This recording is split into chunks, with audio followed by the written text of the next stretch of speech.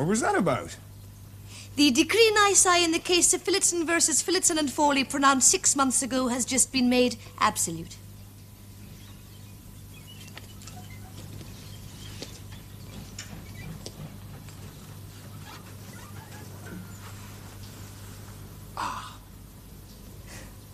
As you say, Jude. Ah. So now there are 2 women freed of their shackles.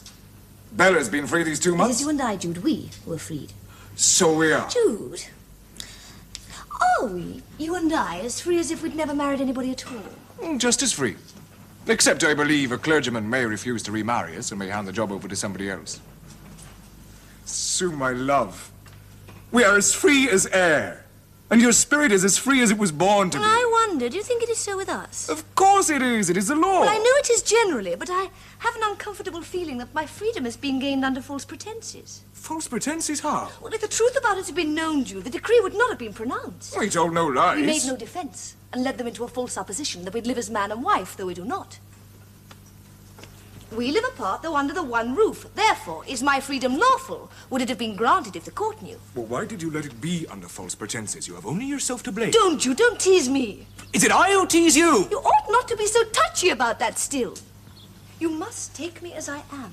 So I do, my darling Sue. Well, now, then... as for your question, we are not obliged to prove anything. That was their business. Anyhow, we do live together. Yes, but not in their sense. So listen to me. However a decree may be brought about, a marriage is dissolved when it is dissolved. It was the same with me and Bella. She is free and you are free. Bella is free of Jude Fawley, and you are free of Richard Phillotson. Forever.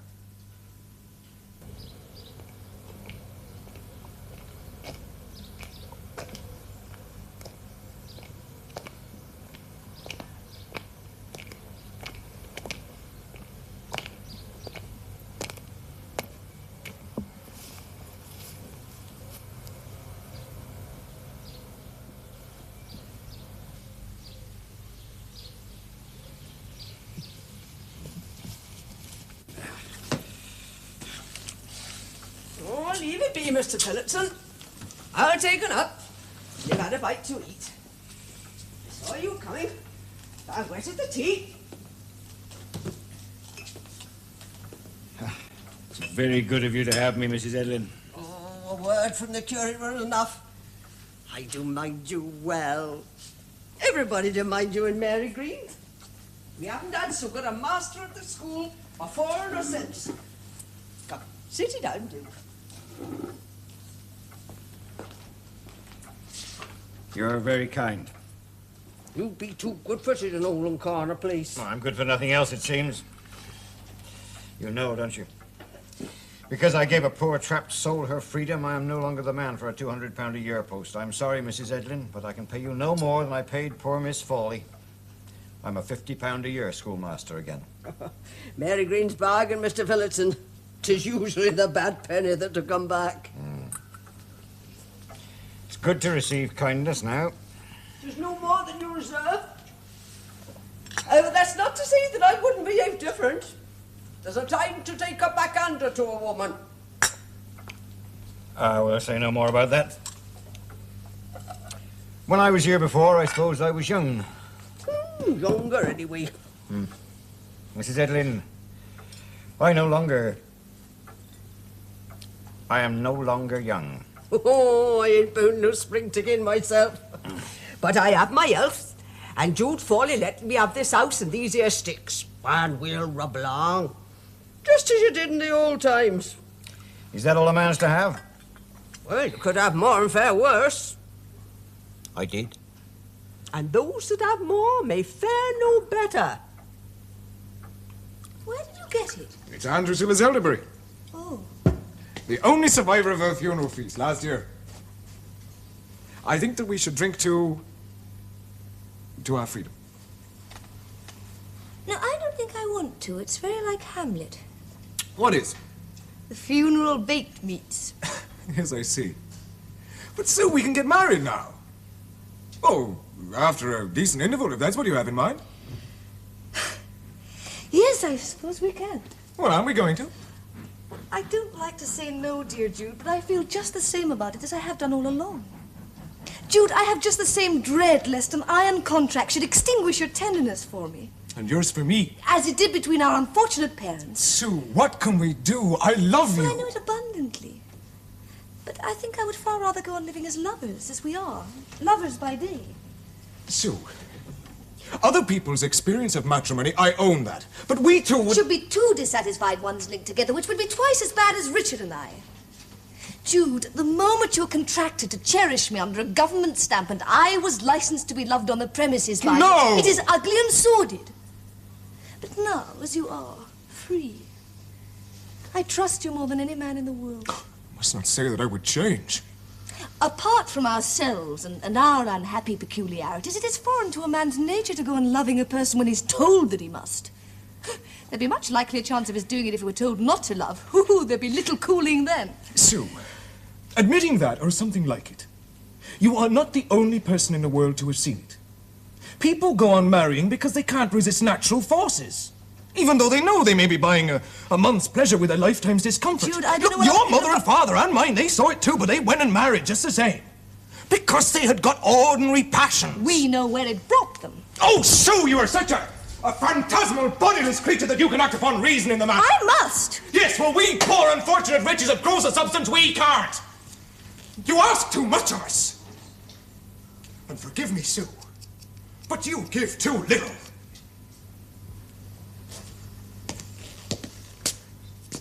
We live together. I do not ask to cross that landing to you at night. But never once have I had from you an honest, candid declaration that you love me. That you could love me. Never once. I know that women are taught by other women never to admit the full truth to a man. But the highest form of affection is based on full sincerity on both sides. I am never insincere. No. You are something worse. You are elusive. Be warned, Sue, my love. A nemesis awaits the woman who plays that game too often.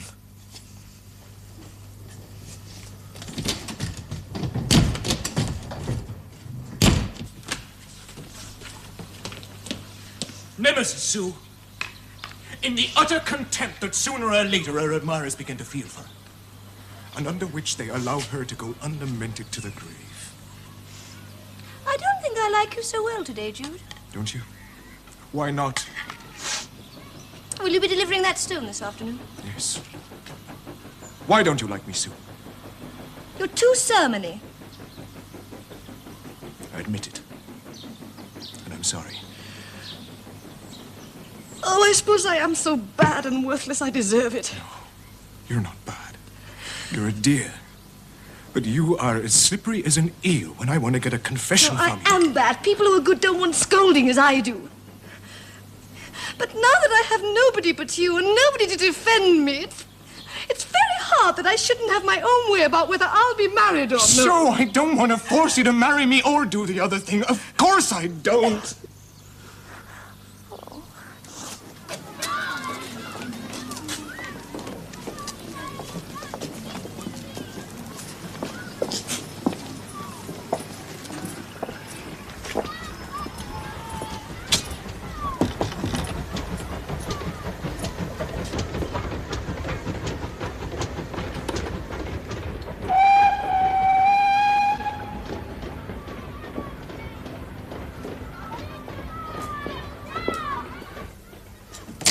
If you'll tell me exactly what is wanted, Mrs.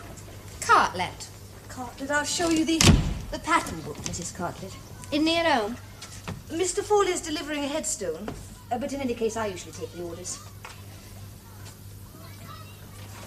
You're not the bereaved. Far from it. You represent the family. You could put it like that. What time do you expect him back? I couldn't say. I'm fixed up with the prince. I'll wait for him.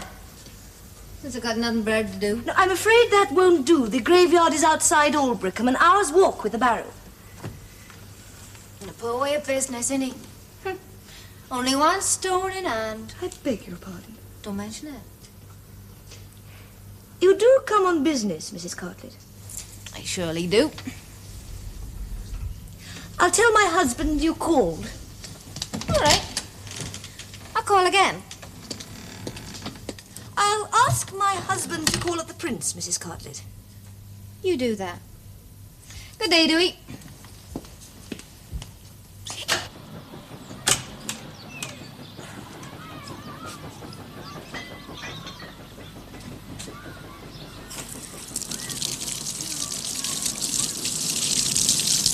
A woman called. What, a customer?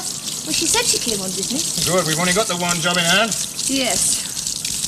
Oh, I know it is a thin way to live, Sue, cutting headstones for the poor, but I'm my own master, and we may live as we please. She wanted to wait, but I sent her away. Oh, then I must call on her. Who was she, Sue? Where does she live? She's staying at the prince. A visitor. Was she in mourning? No, Well, who was it, Sue? She must have left a name. Mrs. Cartlett. Beller. Oh, I knew it. I knew it was she. Well, now, heaven save us, why should Beller come here? She said she came on business. Business? I've no business with her. It is all done. Well, what made you think 'twas she? Oh, I can hardly tell, but I knew it was. By the light in her eyes as she looked at me. She was a fleshy, coarse woman. Well, you wouldn't have called Beller coarse, exactly. Except in her speech. She was rather handsome when I knew her.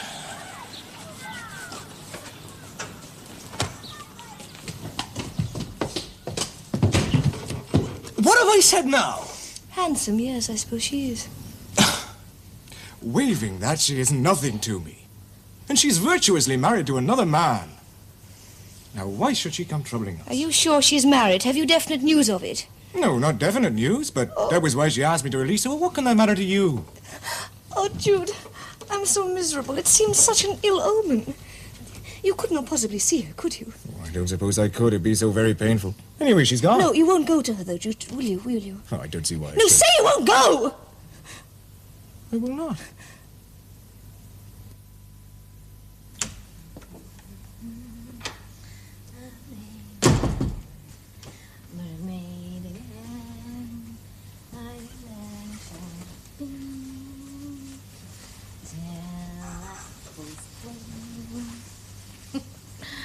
On a cherry tree. Da-dum-bum-bum. Da-dum-dum-dum.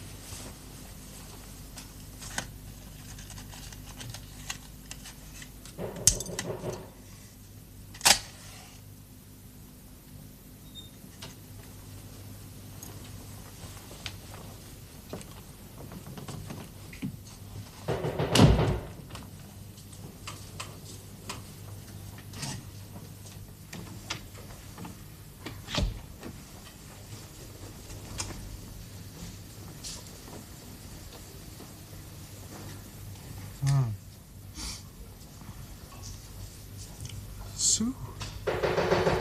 It's that woman. How do you know? She looked like that last time. Oh, well, I'll open the window. Whoever it is can't be let in at this time of night.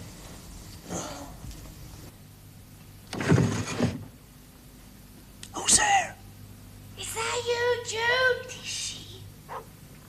What is it, Beller? I beg your pardon, Jude, for disturbing you, but I expected you tonight at the inn and you didn't come. What's the matter? I'd be in trouble. And I haven't got anybody to help me. Is it money, Beller? No. I must talk to you, Jude. It concerns you. I'd be in trouble. Please, please, come and walk back along with me to the inn. Poor thing. Nay, I ought to do her the kindness of hearing what is the matter, I suppose. But you can go tomorrow, Jude. Don't go now, Jude. Jude, I'll walk slowly back. Wait for it. Oh, no. Jude, it is only to entrap you. As she trapped you before, I know it is. Don't go, Jude. She's a low-passioned woman. I saw it in her shape, and I heard it in her voice. I shall go to her. Don't attempt to detain me, Sue. I can't be cruel to her. She's not your wife now. Well, you're not either. Jude, stay at home, please. Stay. She's not your wife any more than I am. Well, she is. Rather more than you are. Come to that. I wanted her to be, and I've waited with the patience of Job, and I don't see that I've got anything by my self-denial. I shall certainly give her something and hear what she is so anxious to But tell why me. should you take such trouble over a woman who served you so badly? Because she's a woman I once cared for, and I can't be a brute to her. She's not your wife any longer, Jude. You mustn't go to her. It isn't right. She's a stranger to you. She seems the same as ever. Careless, unreflecting fellow creature. What those legal fellows in London have done makes no difference to our real relations. And that is your own philosophy, Sue, even though it does vex you in me. Jude, I beg you not to leave me for her. She's a coarse woman. Well, perhaps I am coarse too! But all that's best and noblest in me loves you! God, I should like some virtuous people to have been in my tantalizing situation with you. know. They would believe that I had exercised some little I know restraint. you're my protector. I can't. Bella has appealed to me for help, but I must go to her. Not yours. Well, you're not mine! You wouldn't give yourself to me as she did! I will.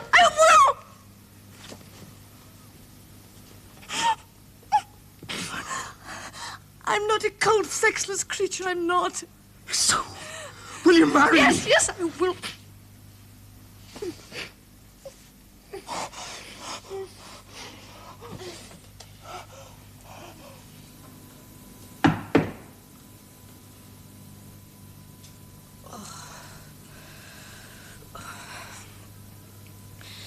Come along in. Oh, it's you. She just said name of Fawley. I thought 'twas your husband, Mrs. Fawley. I suppose you call yourself. Indeed, I don't. Thought you might have. Decency is decency anyhow, the 24. Shut the door, for God's sake. I don't know what you mean. He is mine, if you come to that. You wasn't here yesterday. How do you know? From your manner. I must say you've been quick about it. Expect my little visit last night helped you on. Where's Jude? He's gone to the registrar's. Like that, is it? Mont Cartlet's done for me. Oh, don't worry, I've been after Jude. But I gotta see him. He said I might come.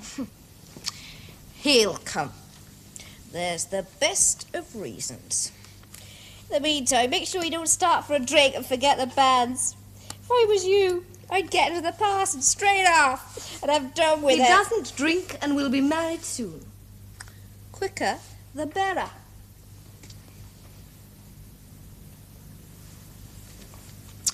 Life with an husband's more businesslike. Money matters, works better. Then you see if you have rows. He turns you out, well, you can get the law to protect you. What's the law to do with love? You learn. I say it friendly. Woman to woman. Now, you go back. Tell him Bella wants to see him. I won't take no for an answer. You said there was a reason. Do you want to know it? Yes. Well, soon as late.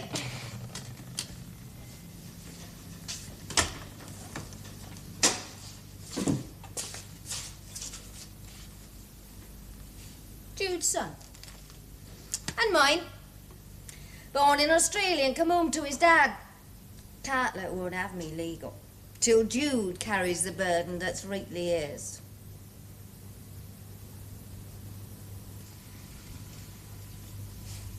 Seems to have been well cared for.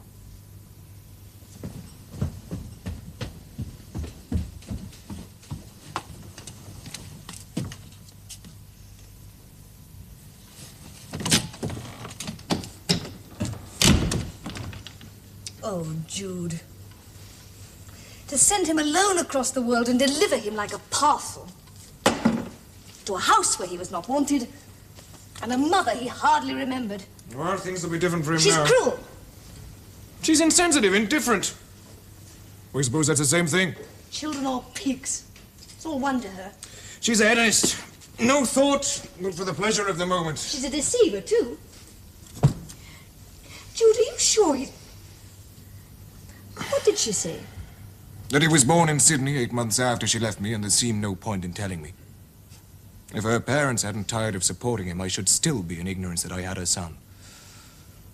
What's the matter? He is yours. I see you in him. But the other half is she. Yes, And I can't bear it. Sue. However could I have thought you sexless? So you wouldn't have me reject him because half of him... Oh, no, no, no. Because I couldn't do I it. wouldn't ask you to.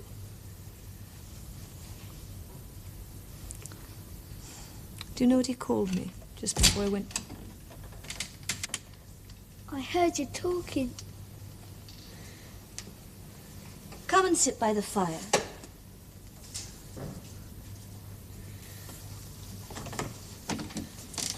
I thought it was a dream at first.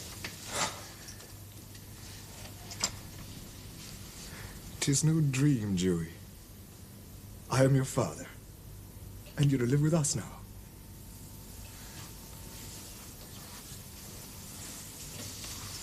Is it you?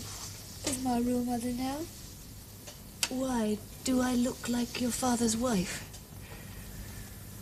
Well, yes, except he seems fond of you, and you seem fond of him.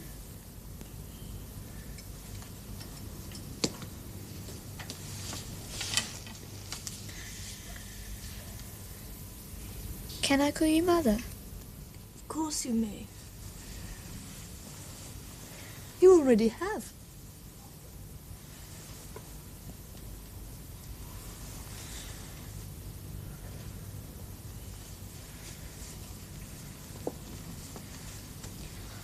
We must hurry on that ceremony. Yes.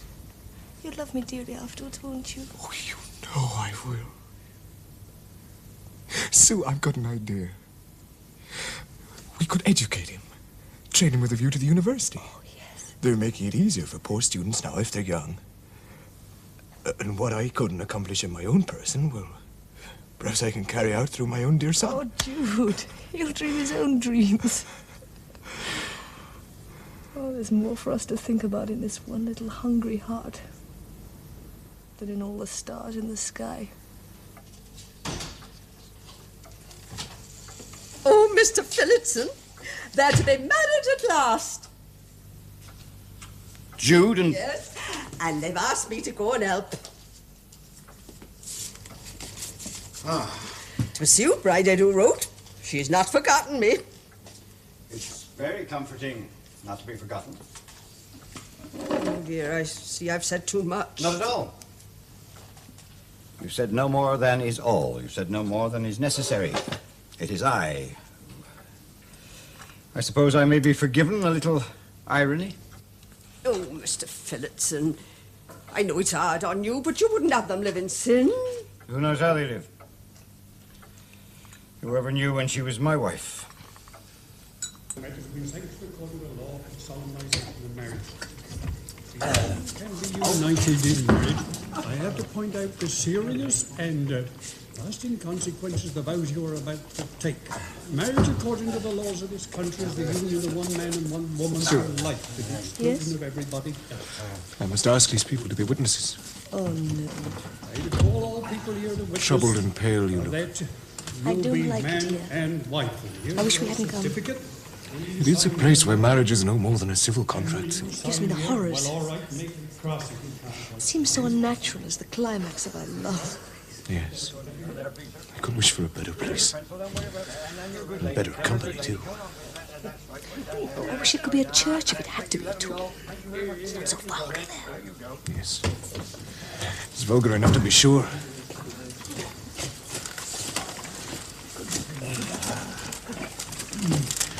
This isn't what I would have wished for you. It must be performed here now, I suppose. No. We could get married in a church. Let's go out until you come. I shall never come back here, never. Which we are now met has been sanctioned according to law for the solemnization of marriages. I must point out to you the solemn and binding vows which you are about.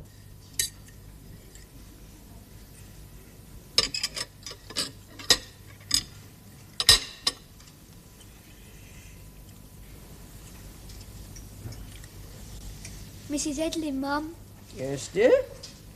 does everyone get married? Just the general custom, little dear. My father and my new mother, are they getting married? Because You it's may- a custom. You may say so, me dear. Though to be sure, they've been advised against it. Why do they not take the advice? It's like some people to fly in the face of Providence. Though I've been so set against marrying as their girt aunt was. Though the family's been terrible unlucky that way, God knows. How were they unlucky? Well, I don't mind the story of one Foley as came to the gibbet for marrying. But that was before my time. He came to be hanged. It was like this. His wife ran away from him and went with their child to her friends. And while she was there, the child up and died. Now, he wanted the body to bury it where his people lay, but she wouldn't give it up. So he came with a cart at the night and broke into the house to steal the body away. But he were catched, and being obstinate, wouldn't see what he broke in for. So they brought it in as burglary. And that's why he was hanged and gibbeted on Brown House Hill. And after he were dead, his wife went stark staring mad.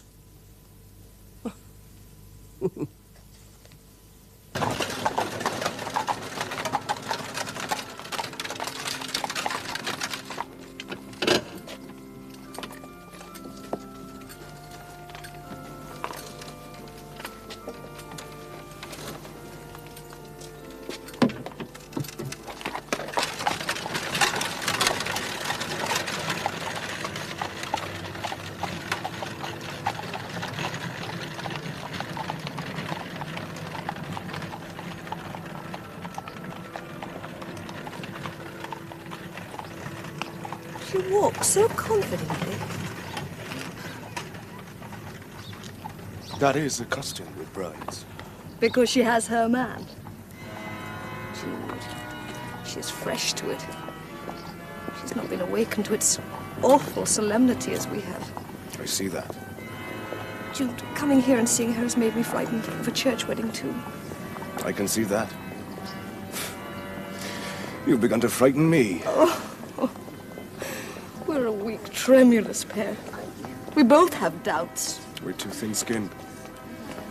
We should never have been born, let alone come together for matrimony. Ought we to go in cold blood and sign that life undertaking again?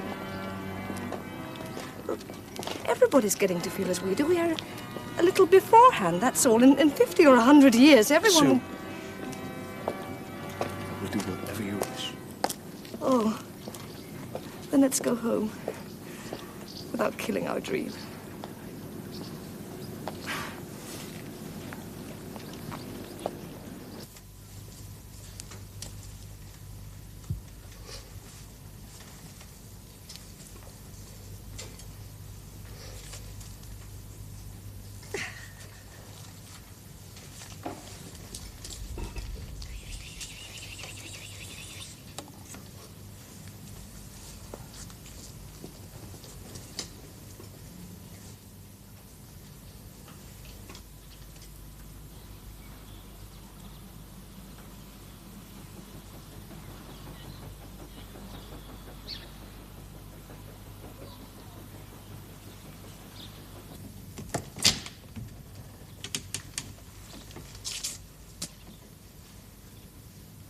Mrs. Edlin.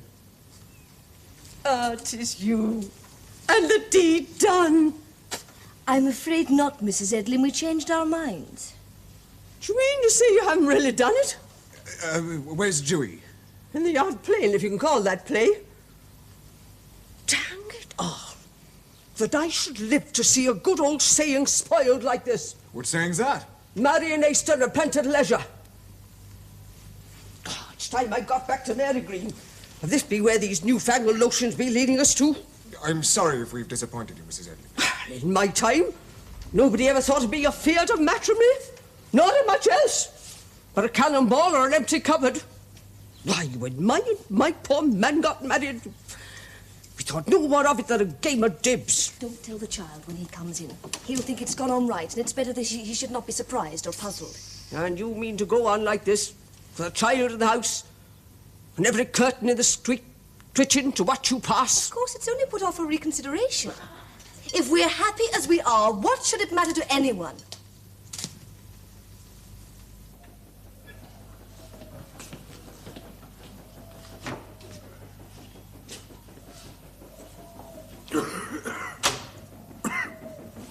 Jude, leave it till tomorrow. The grave has waited a year. It'll abide another day or two. There's a deal of plots waiting for stones, and none of them cut by me. Julie. Sue, we're failing. Even the poor reject me. Oh, they're not poor in spite. They're richly endowed. Oh, it's uncharitable to say so. They've just found a cheaper man. What do that's they all. know of charity? It's because of us and the way we live. They had no cause once, but they might have. Now, they know they have. Come in, Jude. You must have something to eat before you deliver this. An order, perhaps.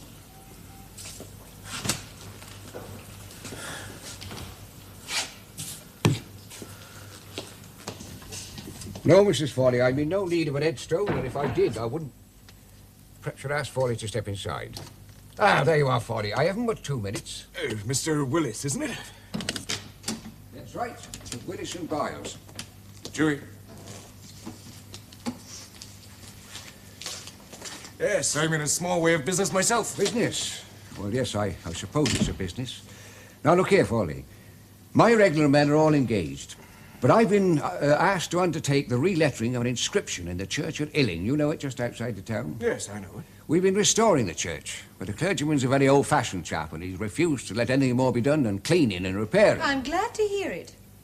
The inscription's at the east end, and I want it done up. Though it'll best knocked out and carted away with the rest of the rubbish. Now then, when can you get on with it? There's nothing you could ask me that I couldn't do. I'm well versed in Gothic.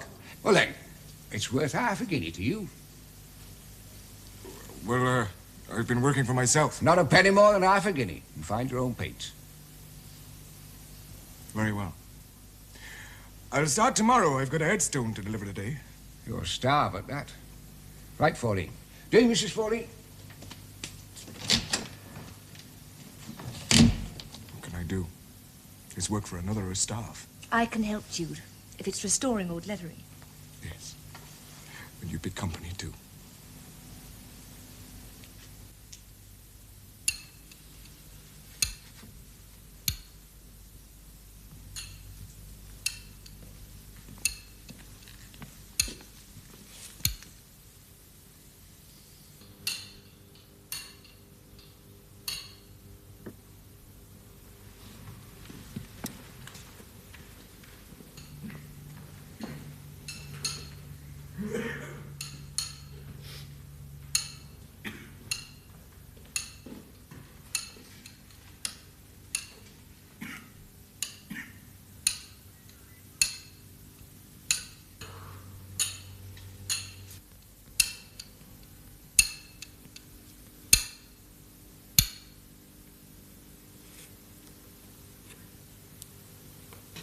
It's time for dinner, Sue.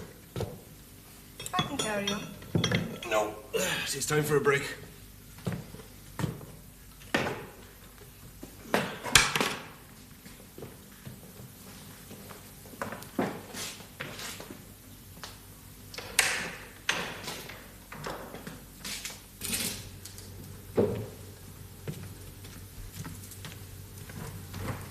Mr. Willis. It's fair enough work, Foley, as far as it goes.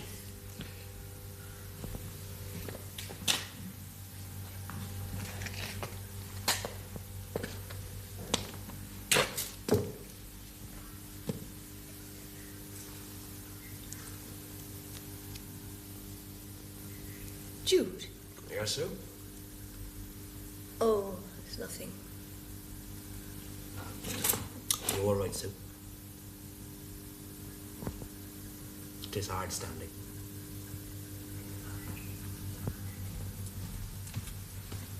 A word with you, Foley. Yes, Mr. Willis. Now, look here, Foley. I wish I could say it was none of my business, but it is. Well, what seems to be the trouble? I've just had a complaint. Oh, there's nothing wrong with the work, I suppose.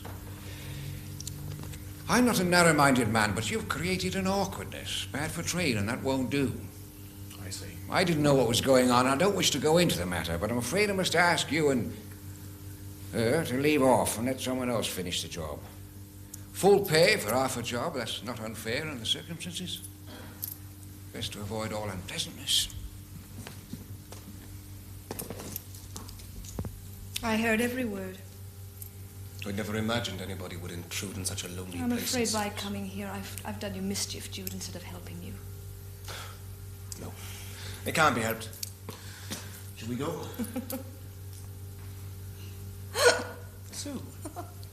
It is droll, after all. We two of all people painting the Ten Commandments. You a reprobate. And I, in my condition.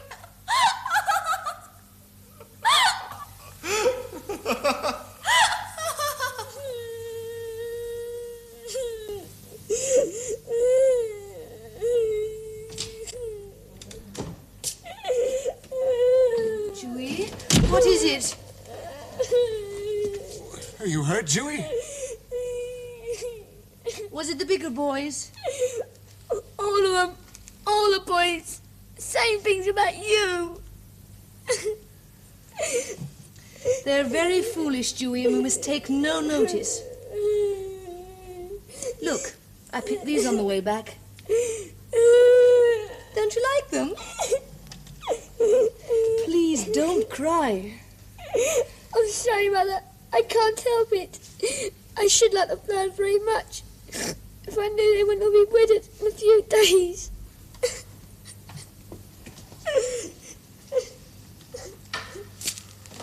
Oh, Jude, what do I say to that? Goes deeper than our troubles of the day. What can I do except deal with those? Oh, the people of this town. The cant and cruelty. So we must go. Yes, I suppose.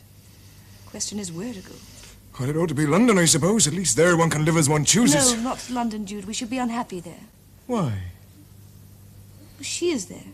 Oh, she is nothing. She might be a great deal. Well, the country, then.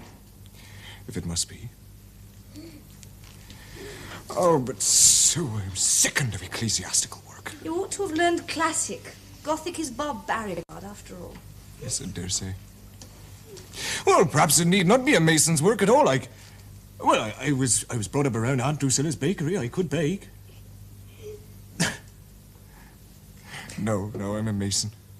Even a baker has to be conventional. Not all mason's work is mock medieval.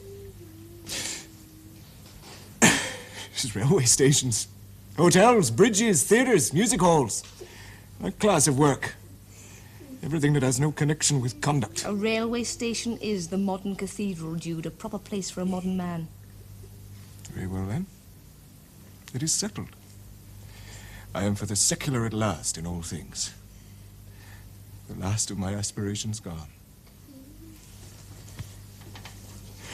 It's not going to be easy, Sue. You'll manage. No, I mean for you and Dewey. I must go where the work is, and it's never there for long. Unlike a cathedral. One town to another, and then another, and wandering mason. With you and my son, it's a gypsy life. We can bear it, Jude. With you. There's no home of our own ever again. Here we set up and go for good. Why must we go, Father?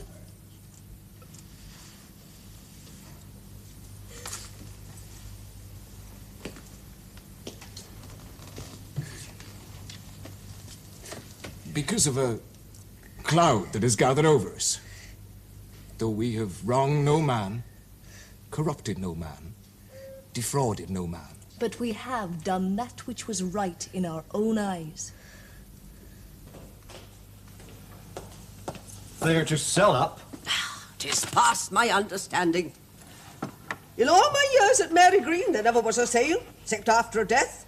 Never but once, when Bella's family went to Australia. It is inevitable, if they are to live and work as she says.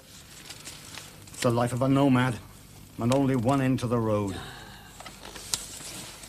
Miss Foley was right. There is a tragic doom overhanging that family, as there was the house of Atreus. Oh, Jeroboam in the Bible. 'Tis better than a sermon, Mr. Millington. But I forget. A man may stand still like a post in a field and rot.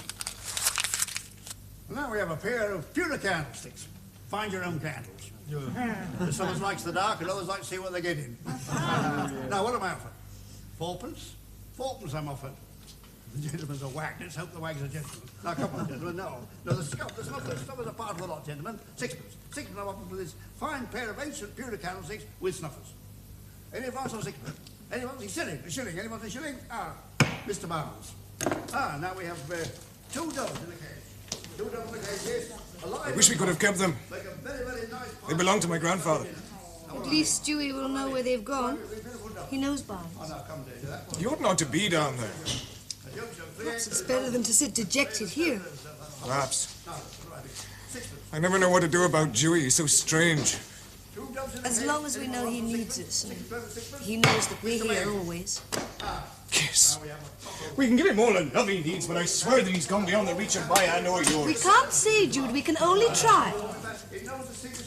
Well, I wish he'd come up. Mother, Father, you sold the doves. Who bought them? Bacon. The poultry. No. Yes, it's a pie for somebody's Sunday dinner. No, never fear. I shall pay the poultry for them. Oh, Jude, why should nature's law be mutual butchery? Is it so, Mother? Yes. No! Dewey! Dewey, we can't keep them. Not on the road. No! Oh, Grandpa! They'll take their chance.